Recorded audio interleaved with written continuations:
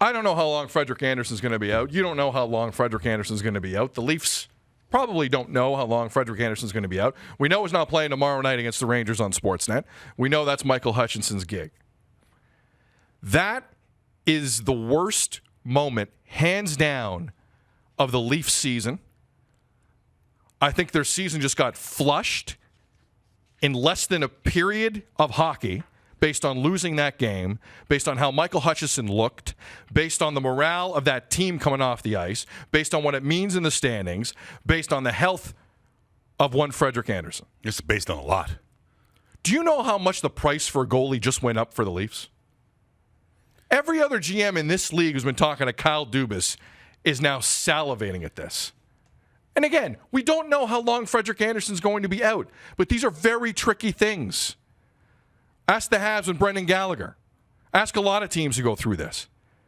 Their season is over if he can't play hockey. And since McElhinney left this organization, this gaping hole in the Titanic has been left exposed for this point.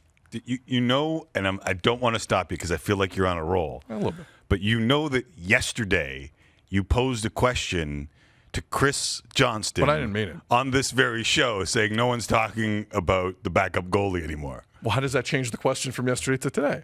The question yesterday was relevant. He was 4-0 in his last 4 starts. Right. Michael Hutchinson was playing pretty well.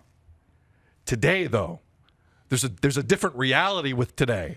Any Leaf fan knows what I'm talking about. There's no reality to today because you don't know what you added the caveat, and I thought it was very important. A couple times, yeah. If Frederik Andersen misses significant time, the season is over.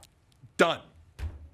It is not up for debate. It is clean, it is over, and it leads to one of the more fascinating off seasons I've seen for this team in quite some time. Well, but everyone then, I mean, I guess, does Frederik Andersen give you, does an injury or a prolonged injury to Frederik Andersen give people an out in this franchise? No. Because it all depends on how Hutchinson looks or whoever the guy is that they go get between now and February 24th. But any franchise loses their top goalie, they're going to struggle, aren't they? But we are under the same impression that this team has neglected this backup goalie situation for a long time. Do we not agree on this? Did Mike Babcock? I didn't agree with Mike Babcock on a lot. But when they lost 2 backups on waivers right before the start of a season like that, I kind of agreed with him in terms of being pissed off if you're the head coach of that hockey team. I saw it. It made sense. You lose bodies, and McElhinney put up numbers for a backup. So he was solid. So what are you suggesting, that Kyle Dubas' ass is on the line based on the health of Frederik Andersen? I'm not suggesting that. What I'm saying is... Well, then who's going somewhere? Because I'm not saying anyone's going anywhere. What I'm saying is the cachet that a lot of these guys have accumulated, though, erodes. Oh, okay. The honeymoon's over. The honeymoon's over. Okay. And normally, that's different than what I was thinking you were saying. No one's losing their job if they don't miss the playoffs because Michael Hutchinson's not very good. Well, we got a graphic in studio on one of the things that says under pressure. No, I didn't make that. And I didn't make that. There's a question mark at the end after the under pressure, but don't get me wrong, there will be pressure. So in a way, it's correct. You're the GM of the Leafs. There's pressure. But this is nightmare scenario. This is the thing that every Leaf fan has been waking up at times in a cold sweat in the middle of the night about, that you go, well, hopefully it doesn't happen. Right. Hopefully there's not a point where Frederik Andersen is not a guy who's seen as much shots as anyone in hockey in the last 4 years. Hopefully there's not a time when he is not a part of the hockey team for some prolonged injury-related reason. Tim, I know it's one game. I know we don't have a long-term report on Frederik Andersen.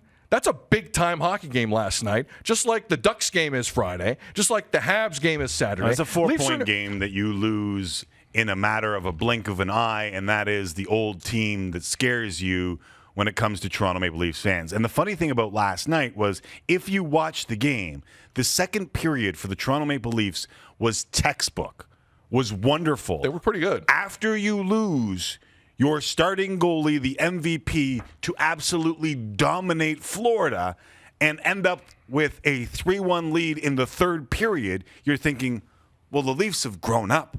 That lack of maturity that Sheldon Keefe was talking about is a way of the past. And then blank. 2 goals, 58 seconds, tied up, fall behind, jam done against a team that has 2 games in hand and is now even with you in the standings. I'm with you because I think this is a huge panic button time for Leaf fans because they've known all along they have rested on Frederik Andersen. But the prognosis thus far, even though they've left him at home for a trip to New York, is probably pretty good. To hear neck injury over something else, and I'm not playing a doctor on TV even. I am not the doctor. I am not playing one on TV. But it sounds better than when he left the game in the first period. Yeah, but again, to go back to your original point, though, on Sheldon Keefe, there was a lot of humming and hawing there. So I don't know how to read that either. And again, I'm just going to go back to the point of no one has a clue what the real situation is with Frederik Andersen. So to assume that he's going to miss a week is not crazy to me. But I'm not assuming anything on Frederik Andersen because I don't think anyone knows. Well, in these here's what I also know about these situations, which is why I'm going down this road. Caution is king. In the modern day sports world, the modern day NHL, I'm just saying. With all that's on the line, let me stop you because I agree with you. You have to take precautions. I agree with you. But with all that's on the line for this Toronto Maple Leaf team, do you think caution will be king? I don't want to assume, Tim. Because you know what they say. You know what they say when you assume. Sometimes you're not right.